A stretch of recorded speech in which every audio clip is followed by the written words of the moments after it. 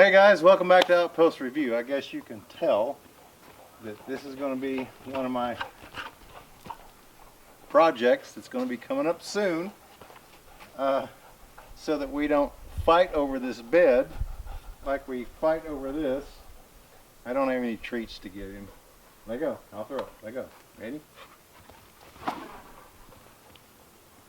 But I do want to protect this rhododendron. I do want to get some flowers planted, so I am going to have to get this staked off so that I'll be able to enjoy this area that I've made and kind of liven the place up a little bit. So anyway, let me throw this toy one more time.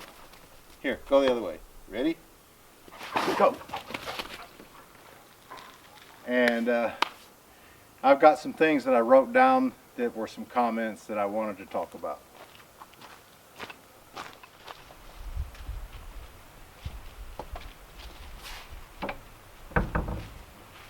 Tell you what, guys, I just emptied that bucket again, and I'll tell you, I am really impressed with this system. With the liquid diverter that goes down into a leach field, it really, and the peat moss and the cedar shavings, the peat moss, which begins to aid in the breakdown of the bacteria and stuff like that almost immediately. There is no smell. I am really impressed with this system. I've even asked, women that come out here and used it, and there's no smell. They don't even mind it, and it wasn't that big a deal to come out here this winter and use it. But, I've got it kind of all fixed up in there. I've got hand sanitizer. I've got the paper towel roll that I made with paper towel in there. I've got toilet paper. I've got lights and everything. It's pretty cool. So, yeah, like I said, I'm really impressed. I just wanted to say that again. It ceases to amaze me, when you say outhouse or compost toilet, you think, I don't know what you think, but a lot of people think, ooh, but it's not like that. So I am really impressed with having put that in, not knowing and kind of doing it as a trial, but it has really impressed me with the no smell portion, and being out here, I take and empty it on what I've started a compost area down in the hollow down there. By the time that I have to empty the bucket, I mean, it's like it's almost broken down anyway. You can't make out the difference in the sawdust and the material that's been in there, and the peat moss that you put in there. It's just like black dirt. So, I'm actually glad that I put it in there, and I'm really seriously thinking about putting it in the cabin too, because it would save a whole lot of money and save a whole lot of water that doesn't really need to go down the drain, because primarily that's what people did it for, I think, was for the smell. So since there's no smell, I think it would save a lot of money. I also had someone mention about these doors that actually are access to the crawl space, about lining them with insulation and so forth. I do intend on putting styrofoam back here. It was never my intention to put insulation on it, but I do think some styrofoam would be handy. I do also think that I will probably have enough of that radiant barrier that I can actually go all the way around this knee wall and cover that. So if any heat did get down there, it would be basically trapped and not be able to come out. Now, this tar paper was just a temporary thing because I needed something to keep the OSB protected, so that if, in the case it got wet, so you got to remember that there's going to be rock coming across here, and I haven't decided whether I'm going to put rock on this or whether to just bring these boards down and put on this. The rock will go under and up the sides, which I'll probably have to remove this and, think about how I'm going to latch that, or leave that there and just, put the rock around it. Not really sure, but this isn't the finished product, so this is just to protect the board right here that's behind it. And, like right there, you can see part of that OSB. That was just to protect it from water getting on it. So, yes, this isn't finished. It will get some additions to it, but I think that it will really look Of course, I need to get the hardware, because I thought I had enough lag screws and bolts and things, and I didn't. But I had enough to go ahead and hang the door, but I do need to finish that. But I think it's going to really look good when I'm done. You know, I've had some people wanting to know about the hog tracks that I mentioned down there on I don't know if it was the last video or the one before that, but wanted to know, could you capture and domesticate wild hogs, or if it was legal. I don't know. I don't imagine there would be much trouble with doing that, because years ago they actually used to be on the big game list, but they were taken off because they became a nuisance because they overpopulated. So I don't think that there would be anything wrong with catching one and trying to domesticate it and raise it up and then harvest it. But I think that if I was going to go through that, I would probably go ahead and get, you know, a domestic type hog, because I know that they grow a lot larger. So if I was going to invest the time in them, I think that that's probably what I do. And I've actually been giving some serious thought towards that, about being able to have one. That way I could harvest them in the fall, which is normally the time that you would do that, and be able to have enough meat to last through the winter. So that's something that I am considering. But like I said, as far as the hog goes, I think that that's probably what I would do, is invest my time into something that I know is going to grow a lot larger, which would produce a whole lot more meat. Not that you couldn't do the other, but you know, I know that there's some concerns about, you know, parasites and things that they might carry, but I think that if you cook the meat well enough that you don't have to be concerned with that. But like I said, just to be able to invest the time to be able to come out with a lot more for the time spent, I would probably go with a more of a domestic type animal. Well, I guess you could tell that I've actually whittled away on this pile a little bit, but I've got some of the beams cut for the chicken house, and I have the joist that I'm actually going to be cutting out of these two. This is all a bunch of twisted lumber, with the exception of a few sticks I might be able to get some sheeting out of, but I've got a whole lot of poplar that I'm actually thinking about using on that chicken house. But a lot of the framework is going to be done with this yellow pine.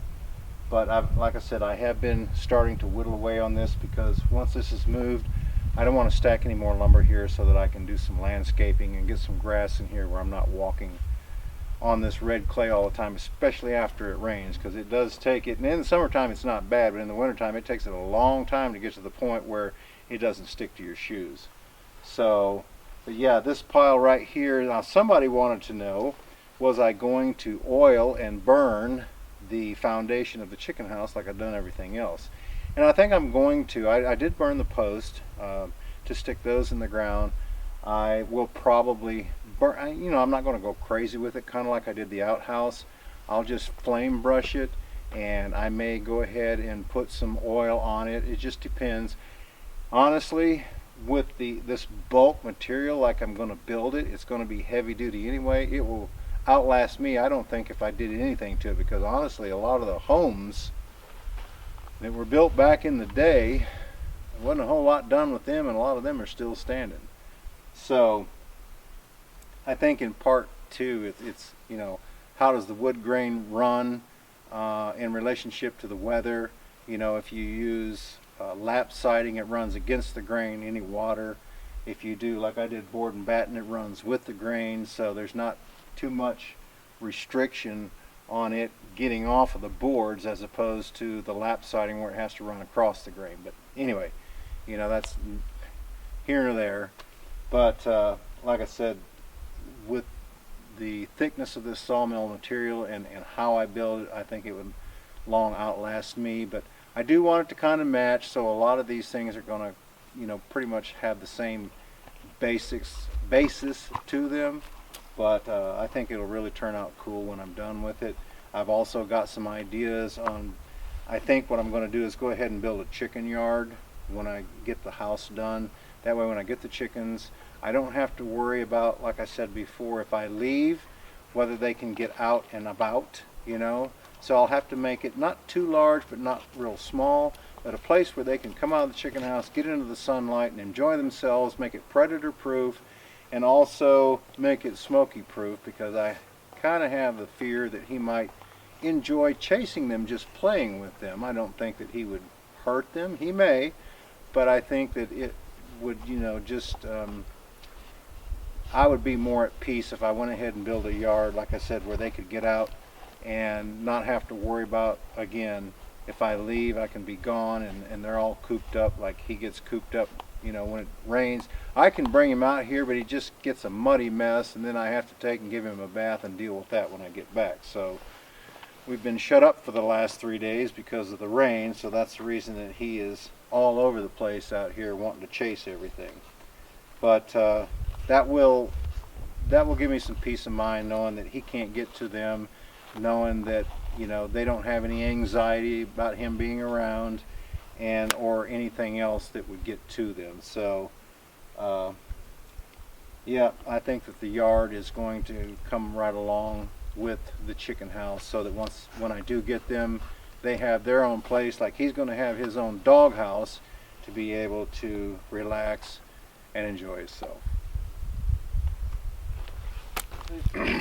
I've actually been saving and storing a lot of lumber underneath the outdoor kitchen for use later on, but also for the use to build him a dog house.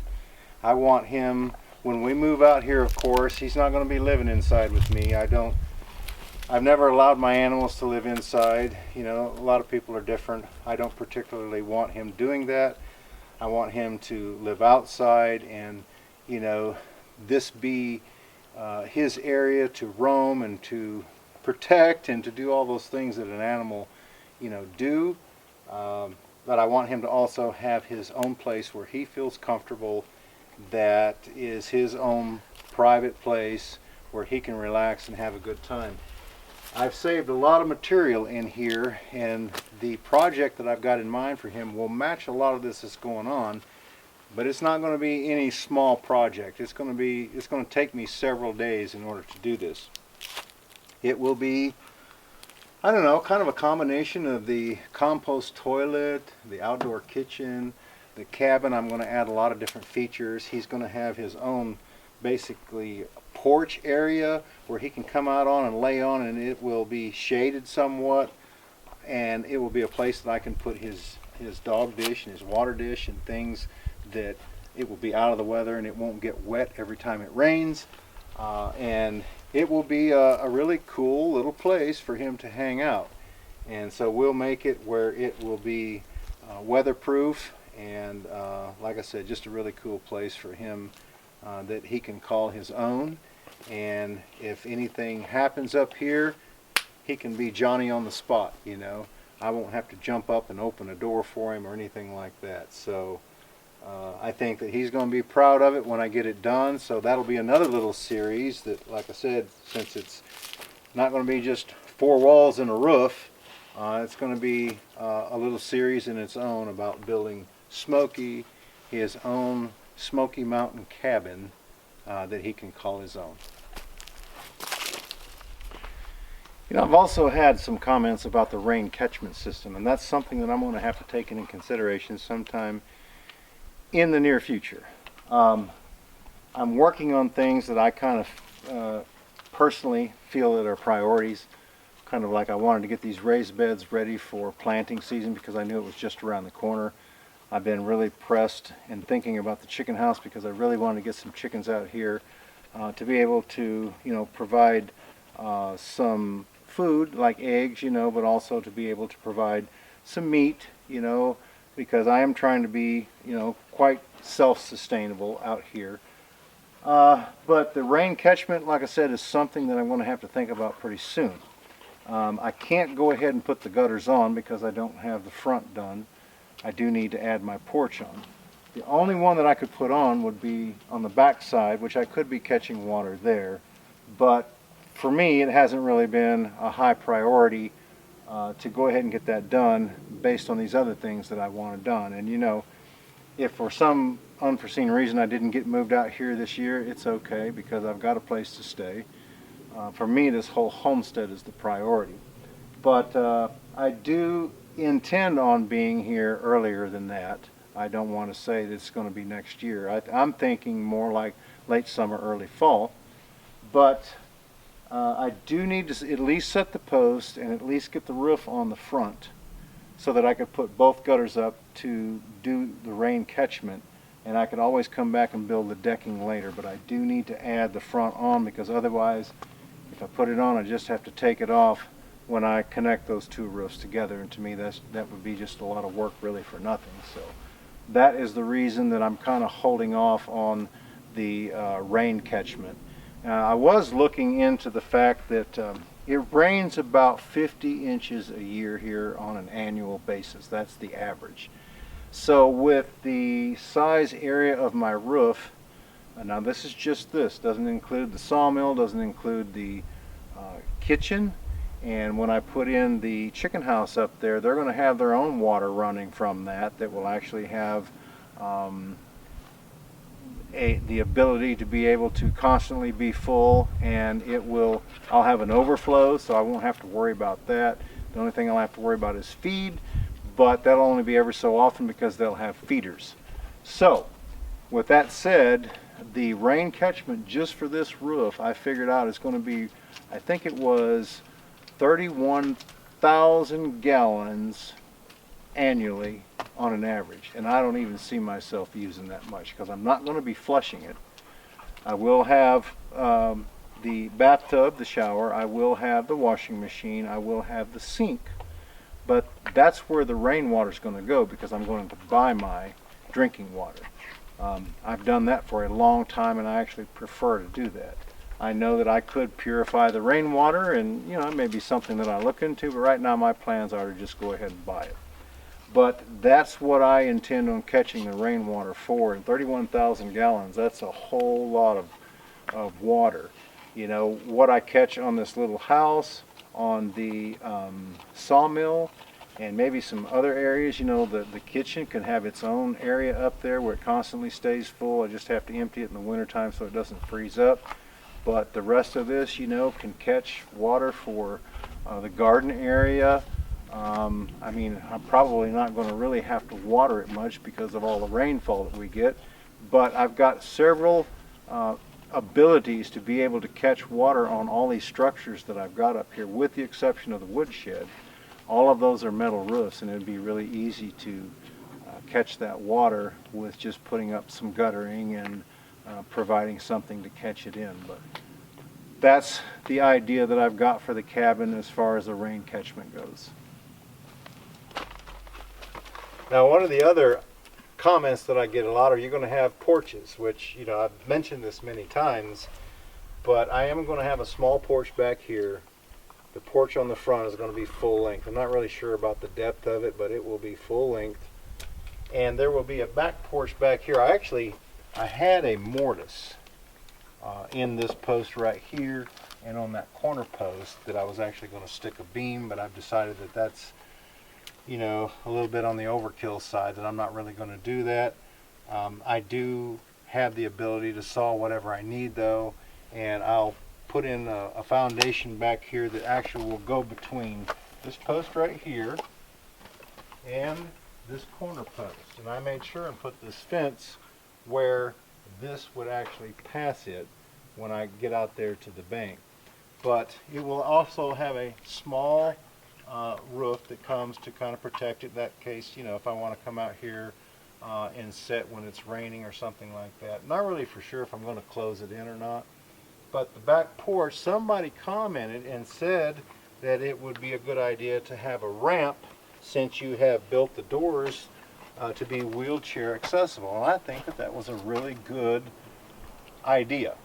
So what I'm going to do is I'm going to add that feature in on this back porch back here when I get ready to build it. That way it will already be done. It'll be easy access in and out. So I want to thank that person for making that comment. Not that I wouldn't have done that later on, but I think while I'm going ahead and building it, let's just go ahead and do it and get it done. I'm not going to do it to the front porch because this is going to be the one that is going to be used most anyway for entering, because I have kind of like this little mud area that I've put in back here.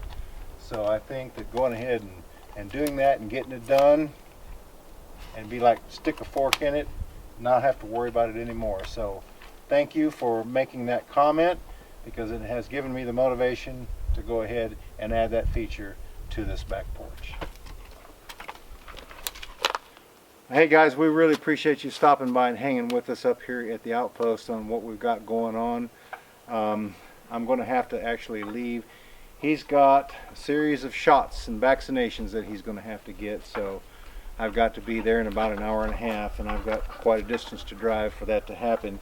Anyway, Smoky, my son, my daughter, we really appreciate, like I said, you stopping by and hanging out with us. We hope everyone has a great afternoon. Take care. We look forward to seeing you back up here at the cabin again next time. Through it? All right.